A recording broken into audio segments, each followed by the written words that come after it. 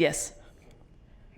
Good afternoon. I call order the May 14th, 2020 meeting of the Sacramento Solid Waste Authority, and I want to thank those who have joined us here in chambers, and certainly colleagues and others that are joining via teleconference. And so with that, we'll go ahead and call roll to establish a quorum, and then I'll have Renee read into the record some announcements, and we'll move into the agenda.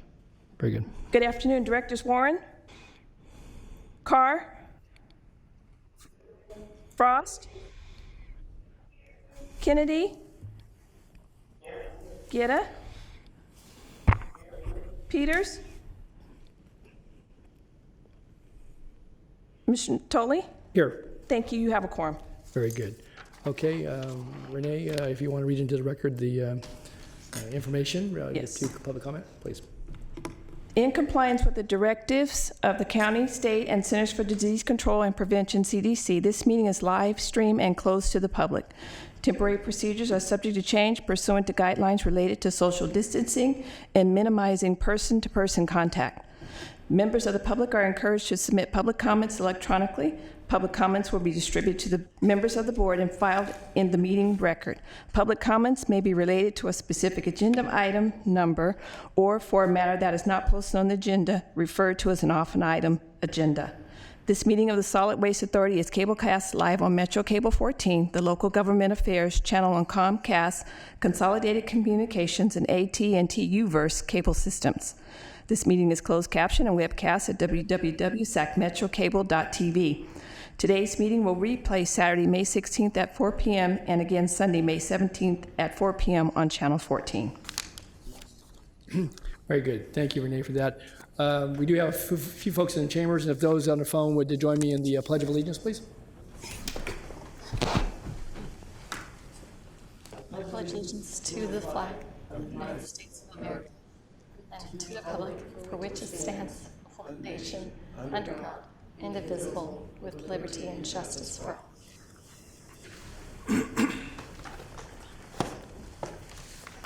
Thank you. Thank you all for participating.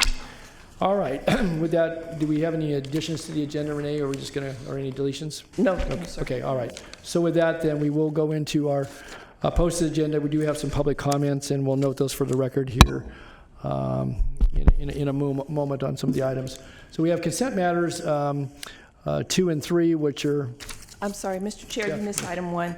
The Or gentleman. reports, that's right. We don't want to miss that. So we got Mr. Israel. Tim, you made it really short. Sorry. Yes. I didn't mean to abbreviate that much. So. Thank you, Go ahead. Director All right. Natoli. Tim Israel, SWA staff. I'm filling in for Doug Sloan today, who's under the weather.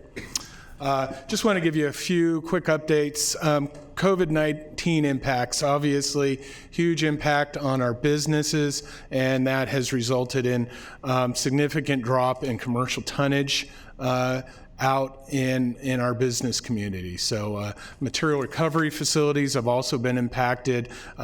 They're all up and running, but running at lower efficiencies. And Cal Recycle has also confirmed that solid waste and recycling services are an essential infrastructure, and at this point they haven't indicated that there'd be any reductions in recycling requirements or extensions of SB 1383. Wanted to give you just a very quick update on our organics program. Our procurement for the City of Sacramento, the county, and the City of Folsom. SWA has helped support that effort through funding for consulting to support the evaluation of those proposals. Received a total of 8 proposals. 5 of those were near-term. 3 of them were long-term proposals. At this point, all of the near-term proposals did propose composting-type technologies.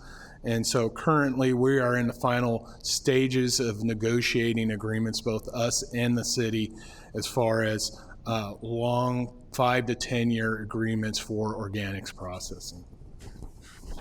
SWA dissolution update.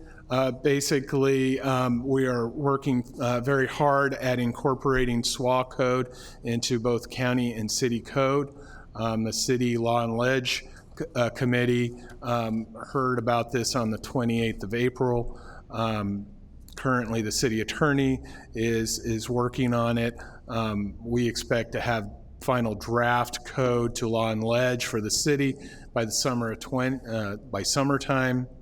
City council will review the final code in the fall and approve it, and county board of supervisor adoption in spring of next year. So we've executed a contract with the city to support their administrative costs. The city has posted an advertisement and is in process of hiring a program manager to run their program. And we're deep into planning for future reporting system requirements for our commercial generators. If I could, and just while you're on that point, and we can come back to it during budget, but so if I understand from the budget documents, which are later in our agenda, we have about $480,000, nearly $500,000 between city and county plotted towards the dissolution activities. Is that money that we would not have otherwise have spent, or would that have gone to the member jurisdiction anyway for their use in other fashion? I'm curious, Tim. We can talk about it in the budget, but a significant portion of it is money that goes to the improvement of city facilities to accommodate new staff. Okay, so but I mean, it would have been money that would have gone to the city. Some of the money would have. Some of it we would have had to spend on, for example, the computer systems, newer computer systems. The tracking portion. Tracking not only revenue and tonnage, but inspections and that sort of thing. Okay. And so it's an impact probably to the county of $100,000 to $200,000 in Okay. revenue. In revenue that might have otherwise been divided between the two parties. Yep. Okay. Yeah. We can talk more about the budget. I was just curious as you touched on it, though, because you actually talk about the activities which are explicit in the line items in the budget. But I just, while you were giving the report, I thought I'd ask a question. Okay. And then finally, Sacramento Conservation Corps continues to pick up illegal dumping in the rural areas. So you can see where we collected 6.5 tons of material over 12 days this last month. Okay. That is my report. Any questions? Okay, let me turn to members that are on the phone. Any questions regarding the general manager's report, any item? All right, hearing none. Do we have any other public comments, Madam Clerk? No, sir. Very good. Okay, well, thanks, Tim. Appreciate the update. And just of note, too, are the Conservation Corps continuing their activities even during the pandemic? Have they found a way to continue to do the cleanup? Yes. They are, okay. Yes. Good. And I would just note, I know there were a couple locations that I was familiar with that, probably hadn't seen a cleanup in a lot of years, and it made a big difference, certainly along those corridors in the rural areas. So again, thanks for the efforts. Okay, if there's nothing further, then we will then now move to the consent calendars, item 1 and 2. There's information in the packet, and items 2 and 3, I'm sorry. Yes. Okay, motion, we have a second? Who was that? I'm sorry. There we go. Yeah, thank you. Okay, we got a motion, 2 seconds. I think Candy got in just before Frost on the second, but we'll get her on the next motion. So, all righty, very good. If there's nothing further, and we had no public comments? No, sir. Okay, all righty. So noting, anybody here in the audience wish to address it? No? Okay, then roll call vote, please, Renee. Absolutely. Good afternoon. Warren? Carr? Frost? Kennedy? Natoli? Aye. Peters? And Guerra? Thank you. Motion passes. Unanimous vote, okay. All righty, that then takes us into our discussion items. Item 4, which is the temporary waiver of penalties for franchisees because of disturbances to the recycling industry due to the novel coronavirus. So is this Mr. Israel going to handle this one? Yes, thank Okay. you. So as we're all aware, and we just discussed, the coronavirus has had significant impacts on our commercial generators and our haulers. And so as staff, we wanted to basically look into what we thought would be a prudent relief for our franchisees. And so with that said, what we propose is to reduce or basically suspend the recycling incentive fees for the second and third quarters of this year. So basically it'd be retroactive back to the beginning of this quarter, and it would extend through October or through September. My apologies. So this proposal would not suspend any recycling programs. It does not relieve the franchisees of franchisees or penalties associated with late payment. We do not intend this to last any longer than the 6 months. Our intention here is to allow our haulers to adjust to the new realities of the business world, which we really don't know where all of this is going. And so we're hopeful that we would give the franchisees this relief for 6 months, and then we would go back to conducting our essential business, essentially. We have a couple public comments, and those are associated with the impacts this will have on C&D volumes that will be received, and the concern there is that franchisees make up, to get to their 30% diversion rate, they will use C&D to get up to that volume when their regular recycling doesn't quite get there. And so the concern is we'll see an immediate impact on C&D volumes. Staff recognizes that that is an issue, but at this time we don't think it's prudent to continue to assess the incentive fee on missed recycling. Okay. Thanks, Tim. We do have 3 written communications, and Mr. Israel and his comments summarize. I will read those into the record. They're not lengthy in a moment, but let me see if there's questions or comments from board members, and then I'll go to the record with the comments that we've received thus far. So, members of the board, any questions? All right, hearing none, then I'll bring it back and take a brief moment here to run through the email communications. The first one in the packet I have here is from Mr. Abel Pereira on behalf of Zanker Road Resource Management, doing business as Florin Perkins Public Disposal Site in Green Waste of Sacramento. In his letter, he says, "We feel that it is fair to issue a waiver of penalties for franchisees who fall short of the 30% diversion mandate. However, there should be a mechanism in place to assure that the franchisee is making a reasonable effort to direct recyclable loads to material recovery facilities that are accepting such materials. For example, there are 3 SWA-certified C&D processing facilities open and accepting C&D debris and commercially generated waste for processing. This temporary waiver shouldn't allow franchise haulers to direct a majority of or all of their collected materials directly to a landfill as a cost-saving measure. It should be noted that commercially generated recyclables have dropped significantly, but so has commercially generated residuals. A study should be conducted immediately after the second quarter diversion reports are submitted to determine if the waiver should continue through the third quarter and to assure franchisees are not taking advantage of the situation." Submitted by Mr. Pereira on behalf of Zanker Recycling. The second communication is from Jeff Mills, L&D Landfill, dated today, and says, L&D has operated a C&D material, this is on behalf of L&D Landfill, has operated a C&D material recycling facility, MRF, since 2008. While state and local building codes require certain C&D materials to be recycled through the MRF, historically this is not enough to justify running the facility. This became clear in 2009 when the Solid Waste Authority, SWA, waived the fines associated with the 30% diversion mandate. During the waiver, franchise haulers did not need to recycle their drop box tonnage to offset their commercial front load material, resulting in landfilling of the C&D and commercial drop box loads that would have been recycled to meet the 30% mandate. When the fines associated with the diversion mandate were reinstituted in 2015, MRF volumes rose considerably, and local C&D MRF facilities were able to run at efficient levels. Recycling is expensive. Solid waste facilities that have invested in the infrastructure necessary to provide the recycling services that make it possible for jurisdictions to meet state mandates need those jurisdictions to continue to encourage and, most importantly, enforce those requirements. Without enforcement, there is no incentive to recycle.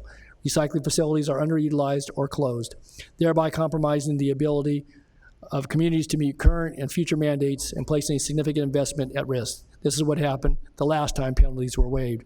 L&D understands the intent of the SWA temporary waiver in response to the changes in commercial volumes as a result of the COVID-19 restrictions. As a result, we will remain neutral on the current proposal.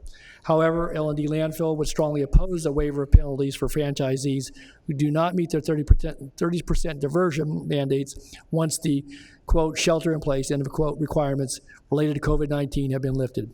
This would lead recycling facilities to close or run at reduced capacity with attendant underuse or loss of the capital assets, the investment of which is significant, not to mention the resultant loss of jobs, as otherwise recyclable material is landfilled. And that's submitted from Mike Lean and Jeff Mills, L&D Landfill.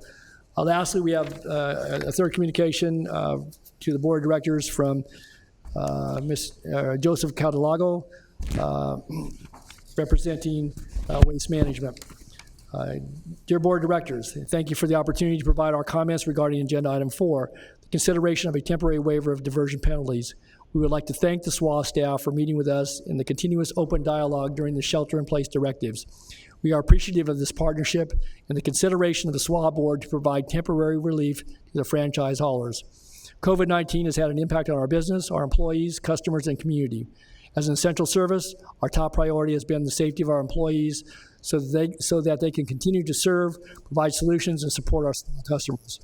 And I'll summarize here. We talked about protections for the employees, including the shelter-in-place directives that Waste Management immediately put into place to protect and support their employees, adhering to the latest information from the CDC and OSHA, prioritizing social distancing, internal processes, safety, including sanitizers, masks, PPEs for drivers and MRF workers, and provision of remote work options.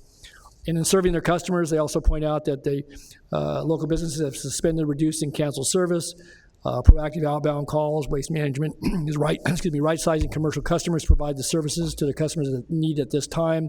They continue to support SWA recycle programs, and they're looking forward to developing an operations and customer service plan to prepare for phase 2 and 3 of state and Sacramento County reopening plans.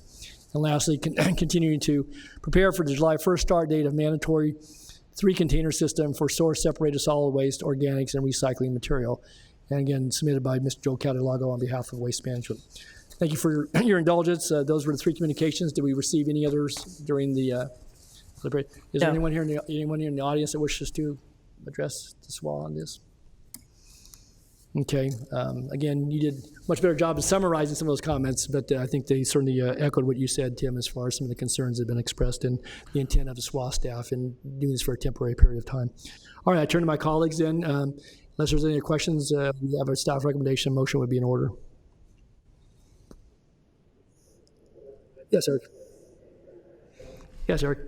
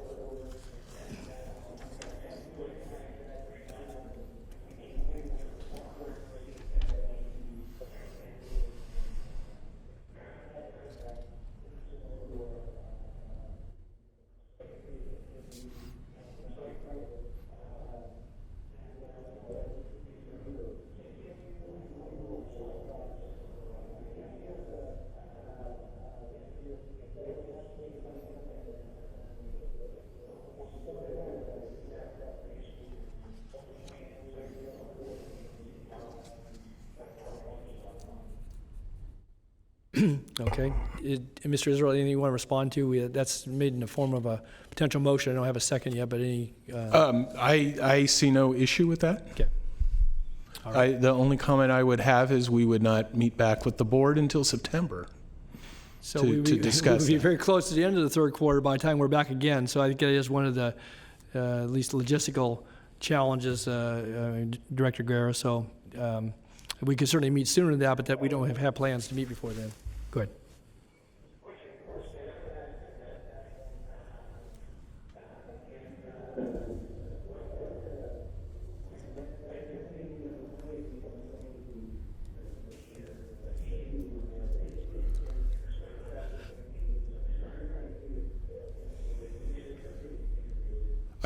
I think you can. Yeah, it would be after that meeting.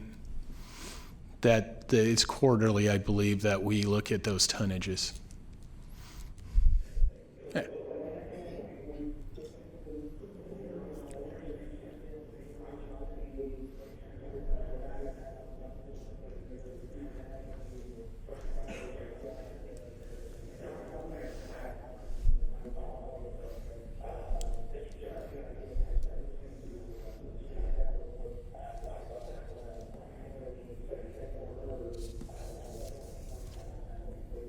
And to consider, and second by Kennedy, so moved by Gare. And with the understanding, though, that we would meet in September and have a chance to visit whether we would continue to waive or not. It would be very close to the end of the third quarter, so we would have some information and certainly know more about our state of business, and certainly that as it relates to waste, recyclables, and so forth. So, okay, that is a motion. And a second. Okay. Motion and a second. Do I have other comments from board members? All right.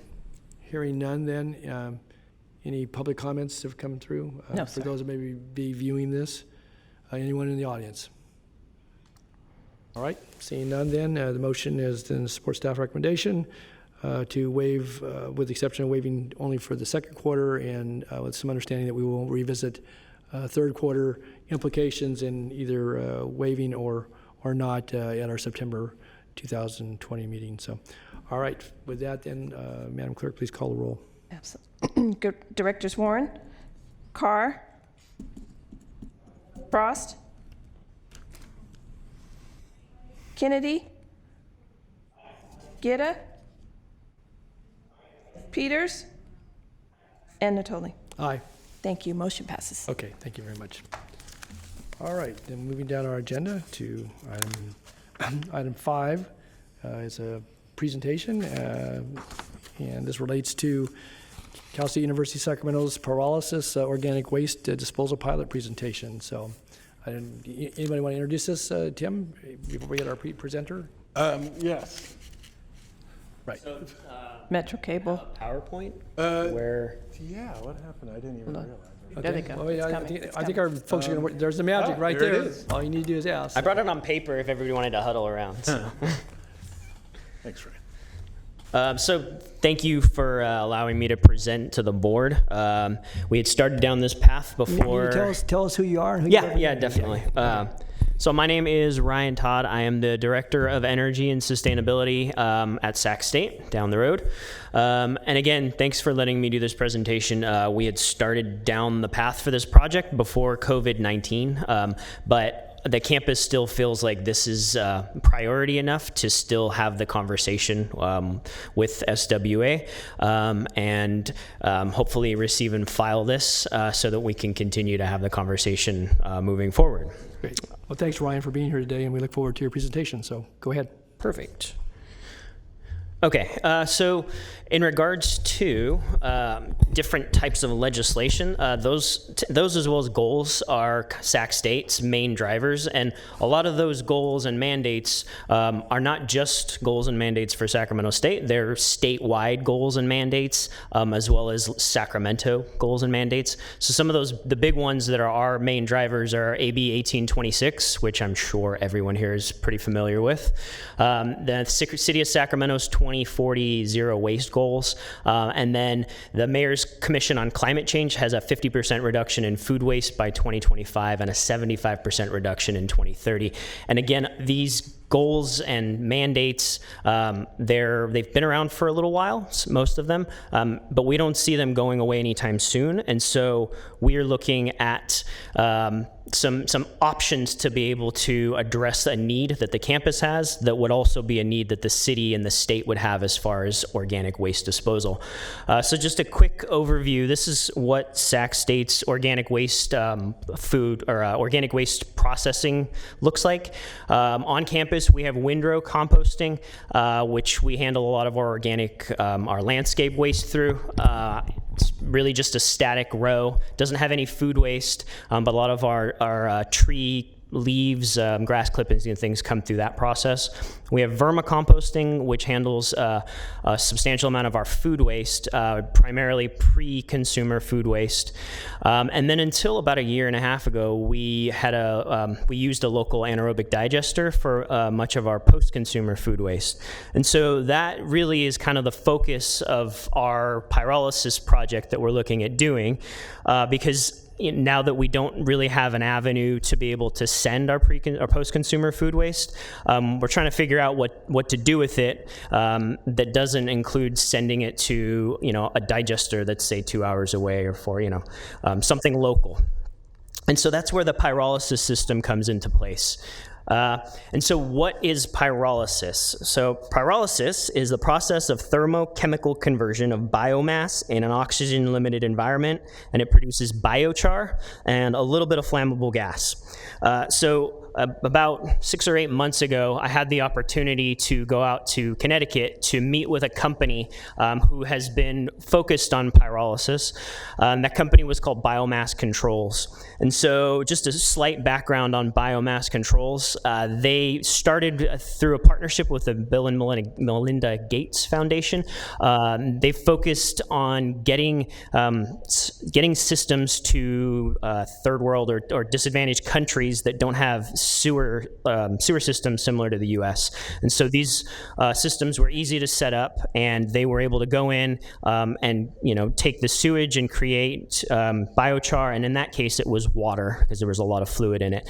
But what they did after that is they said, well, we've been able to do that in other countries. How can we apply that here in the U.S.? And so they started looking at organic waste as a potential. And so they have one set up again in Connecticut on the East Coast that they're working with a pig farm to be able to process some of the waste there. But they don't have any out on the West Coast. And so we started down the conversation of potentially bringing that to Sac State to do a pilot project and see if we can get it to solve some of our organic waste problems. Some of the pros and cons to the pyrolysis system, organic waste,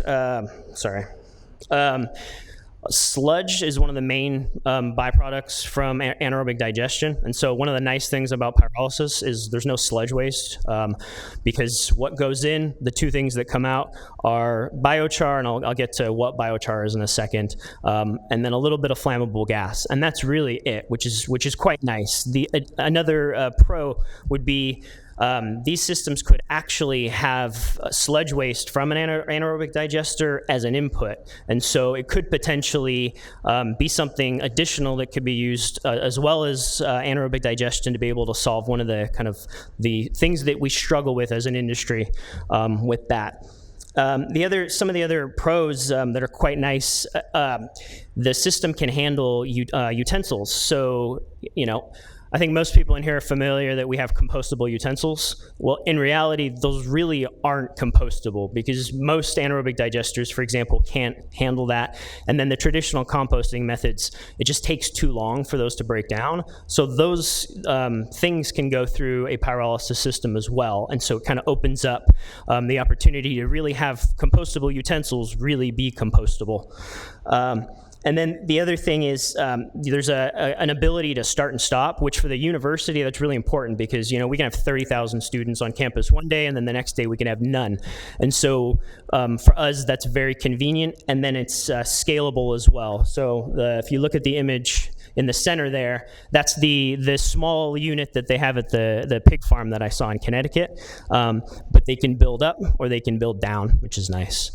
And then lastly, the other pro is biochar. So what is biochar? Biochar is a soil amendment similar to charcoal, but it's entirely plant-based. It's been used, to be honest, for hundreds of years, and many farmers, I'm sure locally, but throughout the world, use biochar as a soil amendment. It sequesters carbon, so it helps contain that carbon in the soil so that it's not getting out, helps reduce CO2 emissions, so that's why we're very interested in it as well. So again, I think the city, the state, SWA, Sac State, we all have a common goal of waste diversion, and those common goals are really driven by many of the state mandates, as well as climate goals that are becoming, the dates are becoming sooner and sooner, and COVID-19 is happening, but at the end of the day, climate change is happening as well, and so once we come out of this, we're still going to have the same problems that we need to solve. And so because those goals align, we are really looking to do this pilot project locally at Sacramento State, and we're hoping to be able to gather research and then look at the possibility of this being something that could be applied throughout the Sacramento region as an additional means of organic waste disposal, not to replace any processes, but kind of as a supplemental tool, and looking at it as just another way to be able to handle organic waste. And again, it has some additional benefits in that it can handle utensils, which is hugely beneficial to us.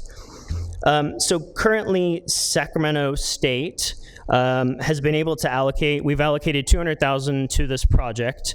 The total project cost is $650,000. And again, everyone's budget is in question right now, but we wanted to get this information in front of you so that we can have future conversations, because again, the problems that this is looking to address are not going away anytime soon.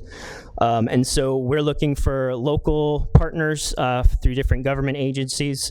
And again, we would like this to be received and filed by SWA, so that hopefully I can come back here sometime in the near future and have a very similar conversation with all of you. Okay.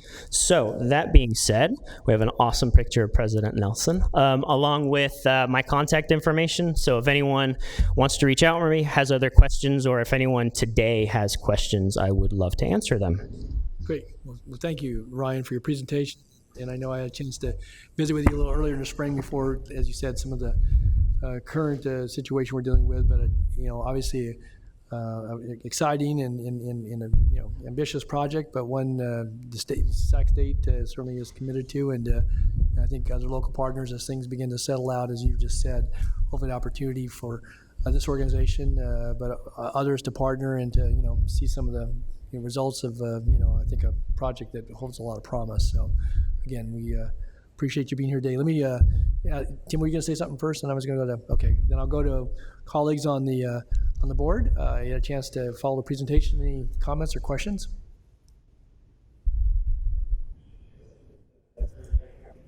Yes.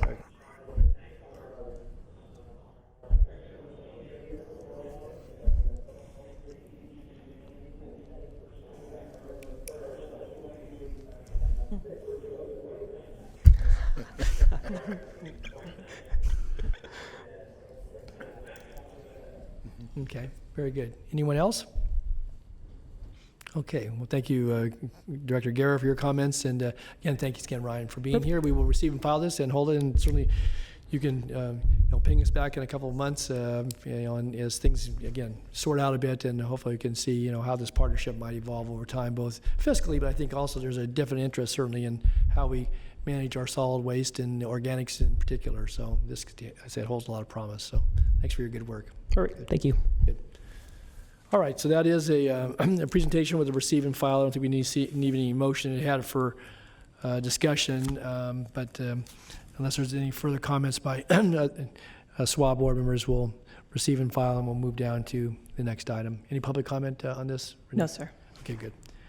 All right, and then let's leaving item 5, Go to item 6, the adoption of the fiscal year 2020-2021 proposed budget. So we have a presenter. All right. A short presentation.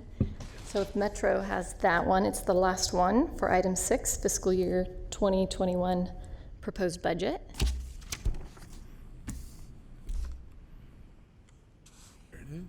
Fantastic. Good afternoon. I'm Jennifer Claiborne. I'm a program manager here at SWA, and I'm here to kind of briefly go through some of the major changes for the proposed budget and take any questions. Okay, Jennifer. We're good? Okay, great. So as we've been talking about COVID-19, we're anticipating a $500,000 decrease in our projected revenues. That is a conservative 50% decrease in the first quarter of fiscal year 2021. Moving on from there, we are proposing that a majority of the programs that we have are at the same funding level or a slight decrease. You'll notice the illegal dumping activities. We've spent on average around $250,000. I know last year we had an increase, and this year we're focusing on both 1826 as well as the dissolution. But those programs that exist will continue as they currently are.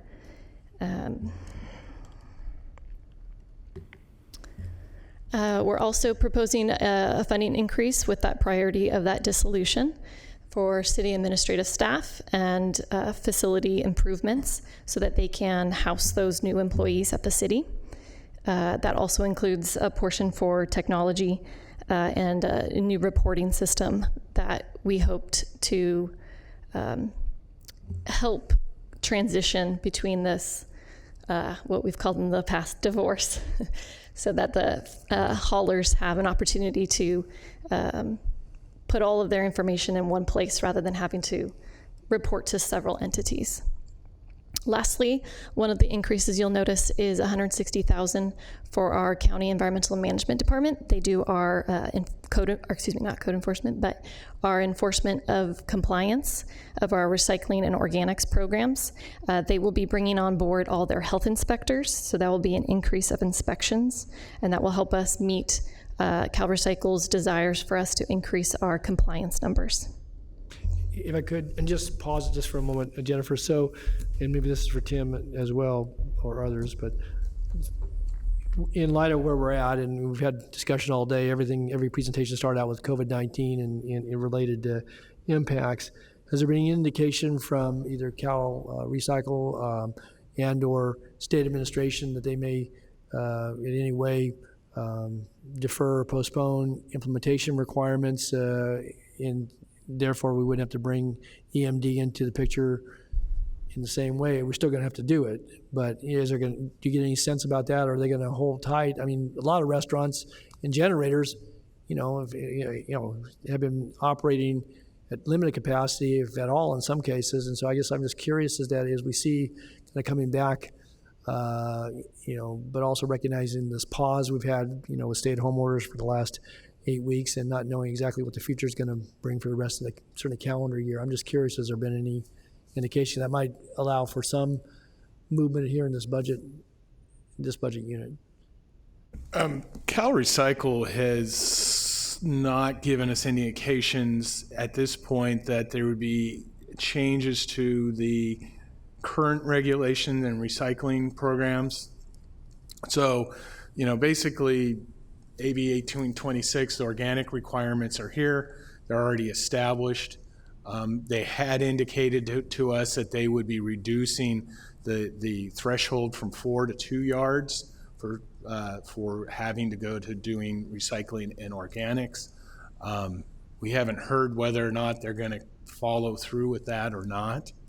And as we mentioned earlier, 1383, we have not heard anything on the implementation of that program, which would start in 2022.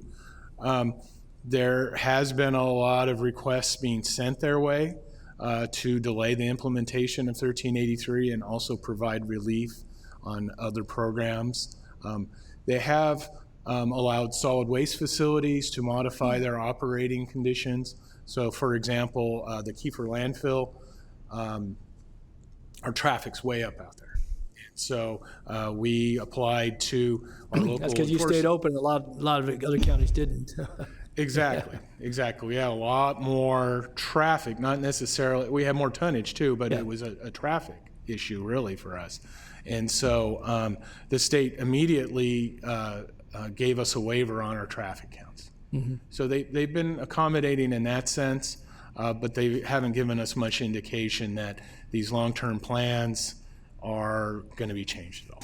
Well, and I also raise just a question briefly in the context of, even if restaurants come back up, I mean, the dine-in capacity is going to be limited. We know that. They'll still be obviously preparing food, but a lot of that may be for takeout still, or people will adjust in part to the curbside takeout. We know schools. I mean, we just had a presentation from Sac State, but we know that many schools, at least the university systems, are going to be online. So whatever food prep they have, I know that we've continued to provide reduced in free meals to families during the crisis here. I guess I'm just curious, though, in the standpoint of operationally, there's going to be a lot of adjustments, particularly for those in the food prep and food service industries, just in their own kitchens, their own dining facilities. And organic recycling is not unimportant, but it also, was additive to other things they have to do. And the tonnage, or yardage by which they would be in or out of the program is an important calculation, because it's one more thing they're going to have to do. And again, their business plans, I'm sure, have been severely impacted, both big and small restaurant facilities. So I asked this starting with the EMD, but it just seems to me it kind of translates into maybe a different way. And we've internally discussed how haulers can be continuing to partner with commercial businesses to right size their service. Okay. So for example, if organics is costly for them during this period of time, that if they can get under that 4 cubic yard threshold, that they can be exempt and waived out of that organics program. So hopefully there's opportunities to right size those services during this period where they're starting to slowly ramp up. Okay. But for purpose of budget, then you think the EMD, the $160,000, is necessary for this budget year? The additional 160,000. The additional, going from 700 to 860,000. So in addition to these inspections, it gives us an opportunity to educate each one of these businesses on these programs and how we can help support them or provide more clarity. So we did intend that they would continue to be out in the field when it's appropriate and safe for the EMD staff to be out there. And having the health inspectors trained and brought on board is really, it's unfortunate it hasn't happened sooner, because it's such a perfect match with the organics program, because those health inspectors are in restaurants 3 times every year. Okay, all right, thanks. So with that, though, that's the end of my presentation. The next 2 slides are just the breakdown of the actual budget. So I'd open it up to any questions that you might have. Okay, thanks, Jennifer. Questions by members of the SWA board?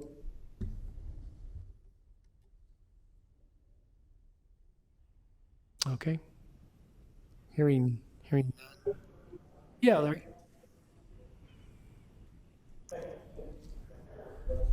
Okay, so we have a motion and a second motion by Carr, seconded by Garrett, to approve the proposed budget for 2020-2021 fiscal year. Let me ask before we call for the vote, was there any public comments on this item? No, sir. All right. Mr. Israel or Jennifer, anything else you need to add before we take a vote? Okay. That'd be it. If not, then I'll ask the clerk, please call the roll. Okay. Director Warren? Carr? Frost? Kennedy? Natoli? Aye. Peters? And Guerra? Thank you. Your motion passes. Okay. That takes us down to the comment portion of the agenda. Any other comments from the public on items that are not on the agenda? No, sir. Okay. And with that, as announced earlier, our next meeting is scheduled for September 10th, and we're not sure what the meeting format will be at that point in time, but in the meantime, we thank our staff for your good work, and if there's nothing further, we will stand adjourned. Thank you. Thanks. Thank you. All right, that was easy.